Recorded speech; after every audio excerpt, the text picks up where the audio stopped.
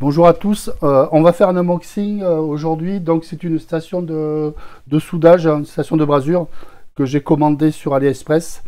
Alors je l'ai commandée il y a 9 jours exactement, elle a mis 9 jours pour arriver.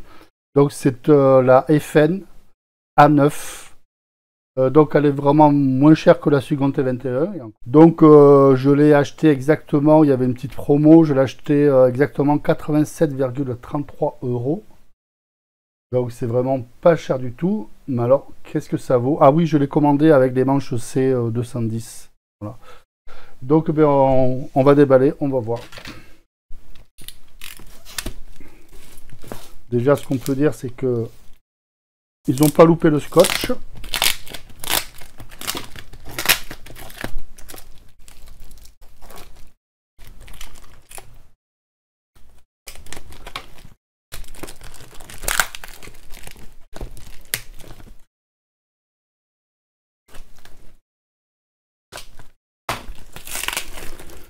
Je sais pas du tout ce qu'il y a dedans. Enfin, j'imagine quand même, mais je l'ai pas ouvert, comme vous pouvez le voir.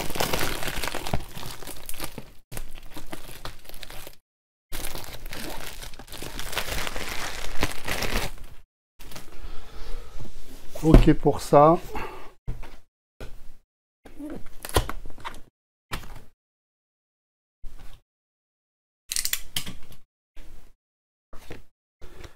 De la documentation, mode d'emploi.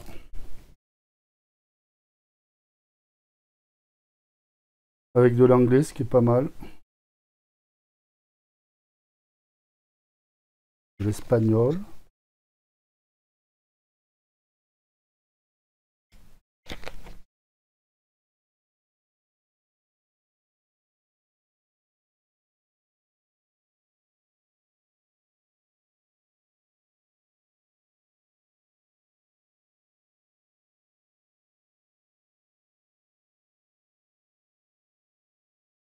Je regarde si jamais il y a pas de français. Apparemment non. Ok. Un petit tapis. Bon, c'est un cadeau, hein, c'est pas mal. Tous les cadeaux sont bons à prendre. Après, bon, c'est vraiment pas gros. Hein. Mais ouais, c'est cool.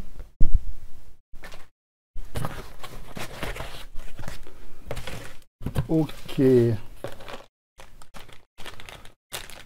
Le manche. L'alimentation européenne. Et la station.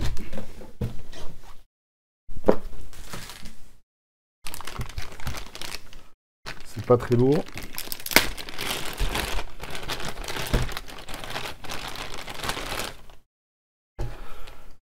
Et voilà l'outil. Donc la paille de fer, l'éponge, éviter d'utiliser.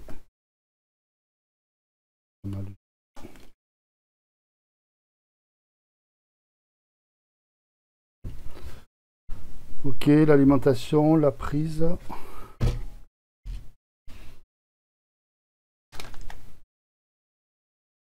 On va brancher ça, on va voir.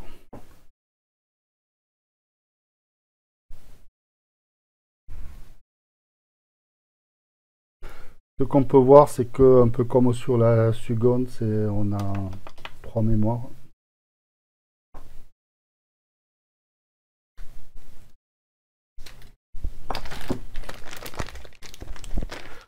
Donc j'ai pris la C210, mais on peut la commander avec les autres, la C115 et puis C221, je crois, je sais plus de tête.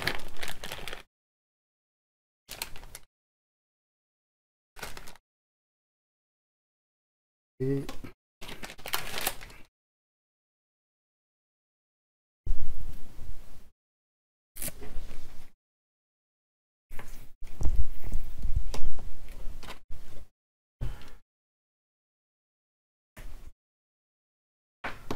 donc il faut placer ça là.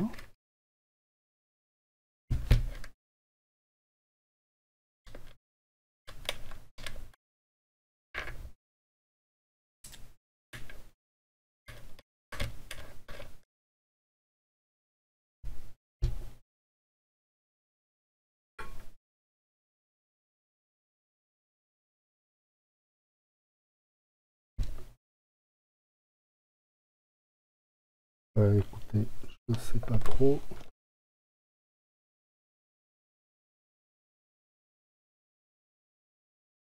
Ça devrait rentrer tout seul là-dedans. Ok. Alors le fil, il est très souple. Par contre, il n'est pas mémoire de forme. Hein, c'est-à-dire qu'il laisse quand même des plis. Alors c'est livré pour ce prix-là avec 3 fers.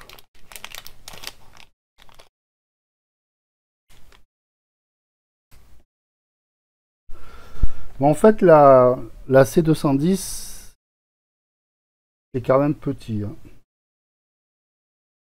Et ça n'a pas l'air très quali. En fait, la C221, il y avait le réglage sur le manche parce que c'est prévu pour. Mais bon, rien n'empêche après d'acheter d'autres manches. Hein, je veux dire, là c'est standard comme vous pouvez le voir.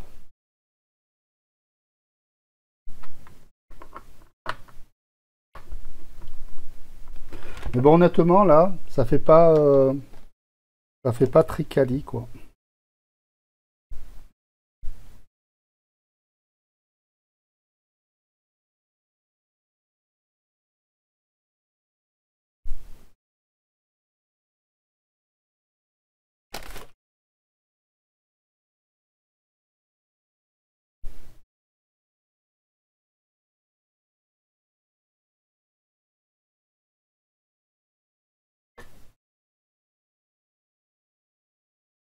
Ok.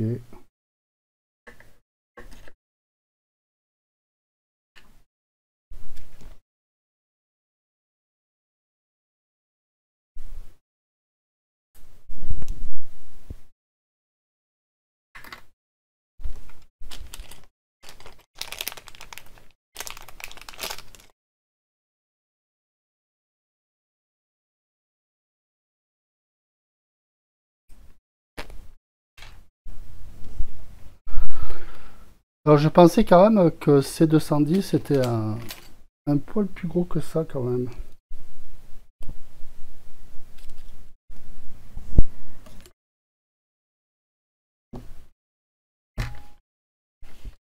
Bon, on va tester, on va brancher ça sur une alimentation. Allez, c'est parti pour les tests.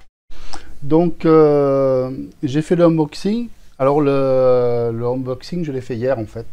Je l'ai fait hier, puis après, j'ai voulu faire le test. Mais bon, au niveau branchement d'alimentation, etc., ça ne me convenait pas, l'atelier.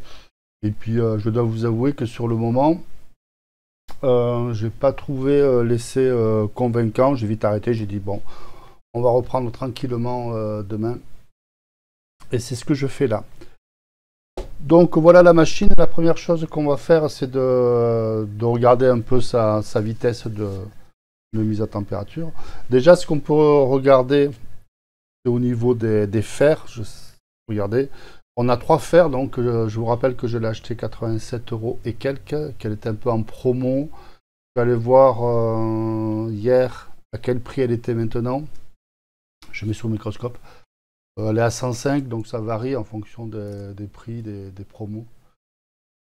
Donc voilà, il y a une pointe droite fine. Il y a une pointe courbe. Et il y a une pointe en biseau, comme ça.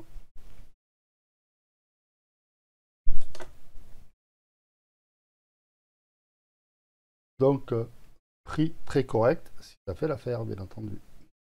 Alors, vous avez les emplacements, vous voyez, c'est du caoutchouc, là, c'est super pratique. Il y a 6 emplacements. Ok, donc c'est parti, on démarre la machine. Ah oui, déjà, je vais vous dire un truc. Il y a quelques paramètres, j'ai regardé sur le manuel, je vais pas tout regarder.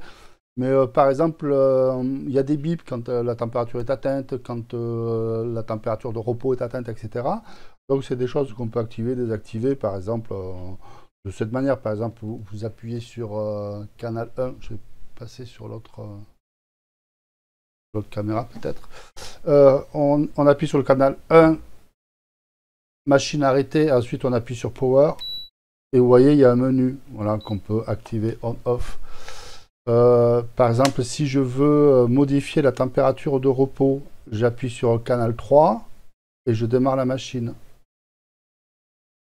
Alors là, ça m'a mis une erreur, je sais pourquoi, ça me l'a déjà fait, c'est parce que quand j'ai fait la première fonction pour mettre on-off, j'ai pas validé après. Voilà, c'est validé. Ok, je recommence canal 3, j'appuie sur le canal 3, j'appuie sur Power. Et là, vous voyez, température qui s'affiche. Donc là, il y a 0. Peut-être que je vais vous mettre comme ça. Pas grand-chose pour vous. Là, il y a 0, vous voyez. Et donc, je peux varier 0, 150 degrés. Ça veut dire que le fer restera à 150 degrés au repos. 180 degrés ou 200 degrés ou 0. Voilà. Et je valide en appuyant sur le même bouton, c'est-à-dire canal 3. Et donc là, sur la fonction 7, ça permet plusieurs choses, dont en particulier changer l'unité Fahrenheit, centigrade. Voilà pour ça. Donc on va attaquer directement les tests. On va déjà mesurer sa vitesse de montée en température. Donc j'ai sorti le chronomètre. On y va. On est sur le canal 3, 180 degrés. La station est au repos. Go.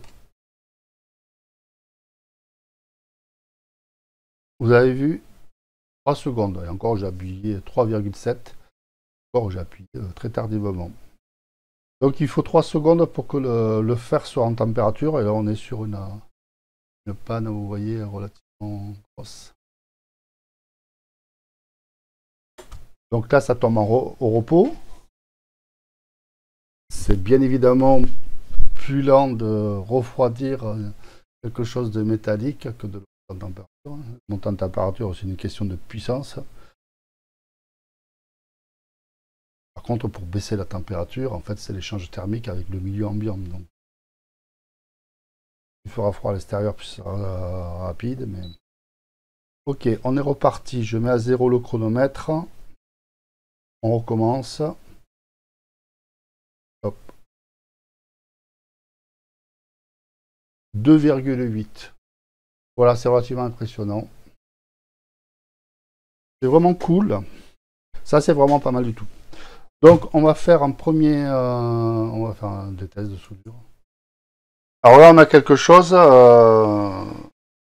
C'est une carte de console. Attendez, je vous mets la caméra. Voilà. C'est une PS4, je crois. Et la particularité des PS4, c'est qu'il y a des énormes plans de masse. C'est d'ailleurs très compliqué à la station air chaud à remplacer les prises HDMI, par exemple. Il faut énormément chauffer. Donc là, on a un gros plan de masse.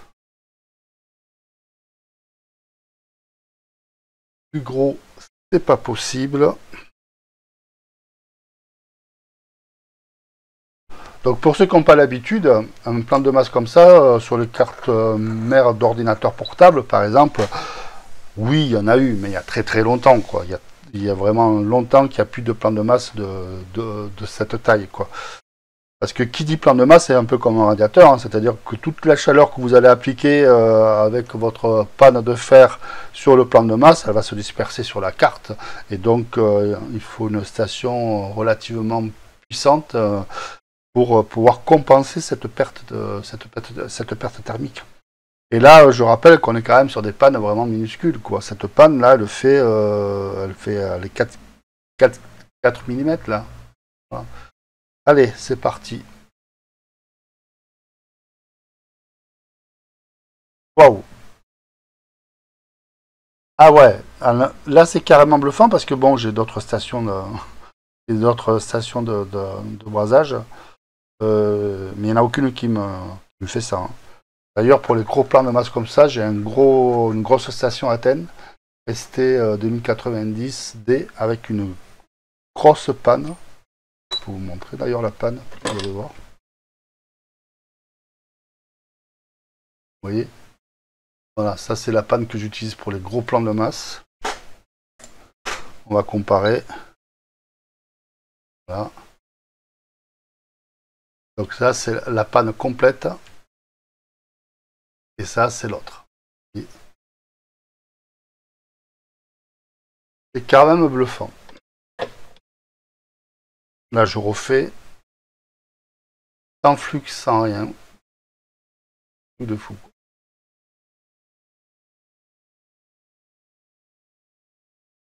C'est carrément incroyable. Du coup, ça marche très bien avec la grosse panne. On va changer de panne du coup.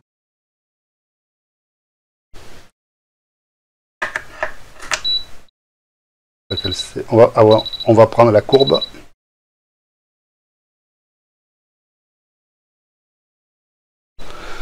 Et on va voir si la... Vous voyez la taille de la panne. Hein. On va voir.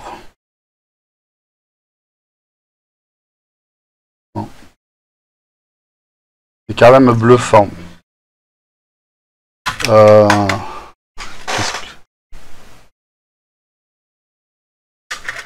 Allez. Là, j'ai un port RG45. Je change de caméra. Voilà. J'ai un port RG45 là.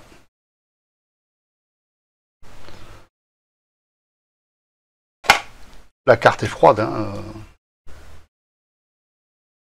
Et allez. Je nettoie un peu la panne. Et là, vous avez vu, je suis sur la petite panne courbe. On va voir. Test. Si vous voyez bien.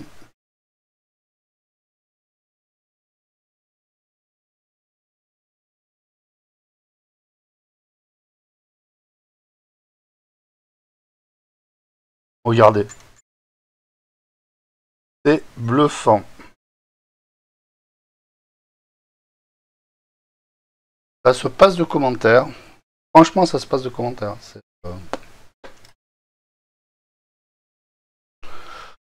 Je vais tenter un truc.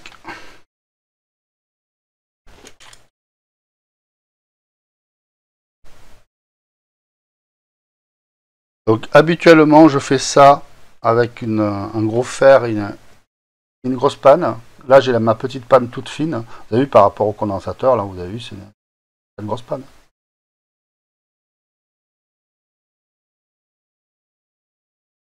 On va voir. Bon, je suis peut-être optimiste, hein. Pas tant que ça, hein, vous avez vu. C'est bluffant. C'est carrément bluffant, vous voyez, j'ai enlevé toute la soudure.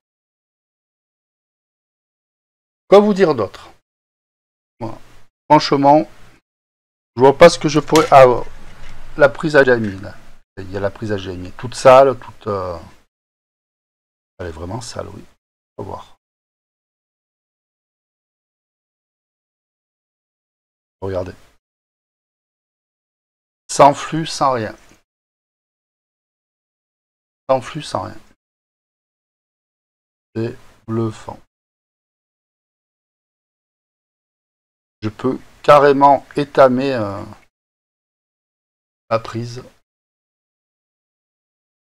C'est incroyable. Voilà, c'est quand même super, c'est dingue, quoi. Donc vous imaginez, je suis très content de mon achat.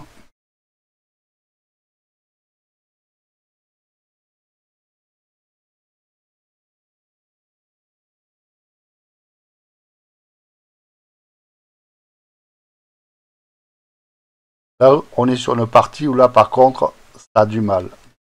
Ça a du mal, mais c'est la partie la plus grosse de la carte, c'est-à-dire que là, le plan de masse, il est carrément énorme. Mais du coup, ça serait intéressant de voir. Je vais changer. Je vais prendre l'autre panne.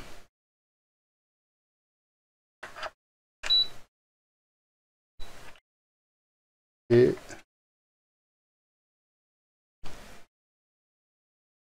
je change pas la température. Hein.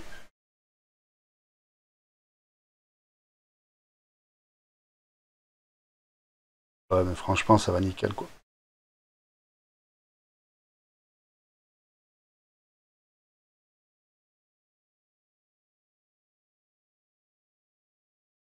Pas mal cadré. Ça.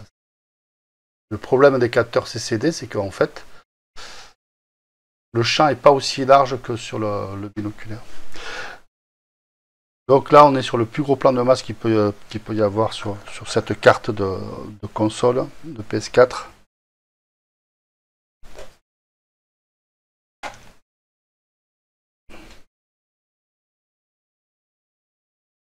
Je rappelle la taille du fer, hein, vous voyez, c'est... Là, c'est...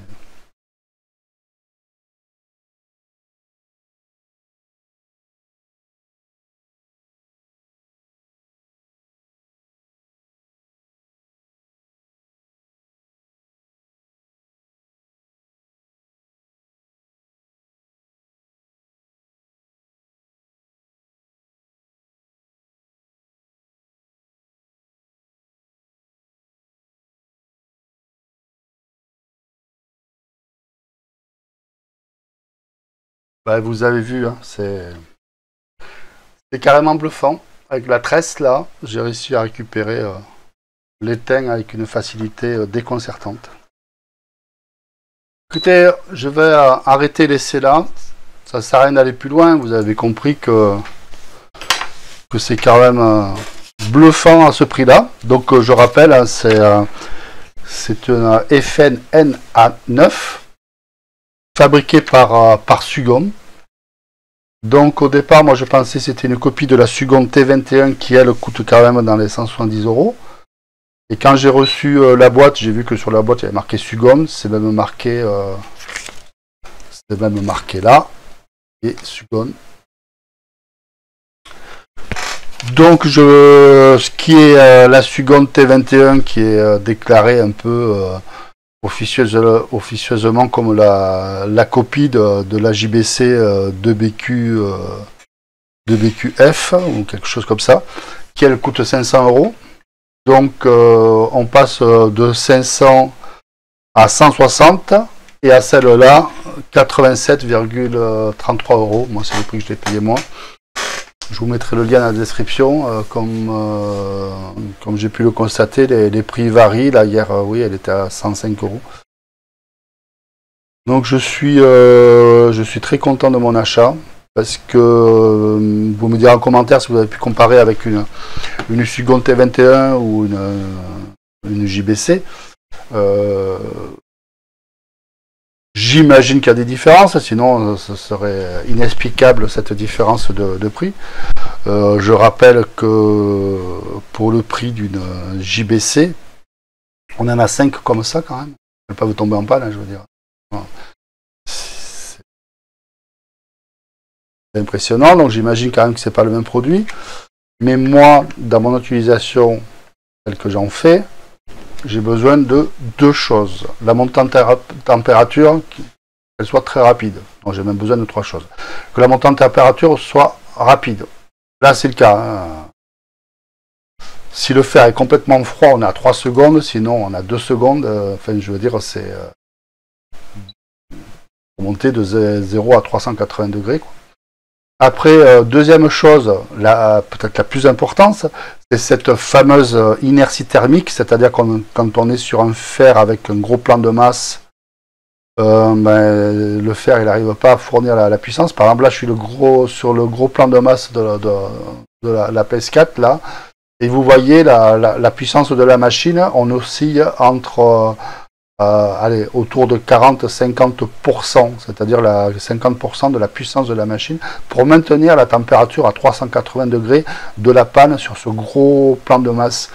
Donc à ce prix-là, mais c'est dingue, moi je veux pas j'ai pas besoin d'autre chose. Quoi. Je veux dire, voilà, je sais que la machine, elle ne peine pas du tout à maintenir la température malgré ce gros plan de masse. Alors pas du tout, ouais. Elle dépasse jamais les 50% de puissance. Ça, et puis la troisième chose,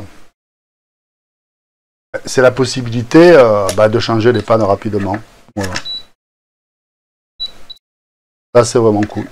Voilà. En 2 secondes, vous allez changer de panne. Et ça, franchement, c'est top aussi. Voilà. Bah écoutez, merci d'avoir regardé. Si vous avez des questions, posez en commentaire.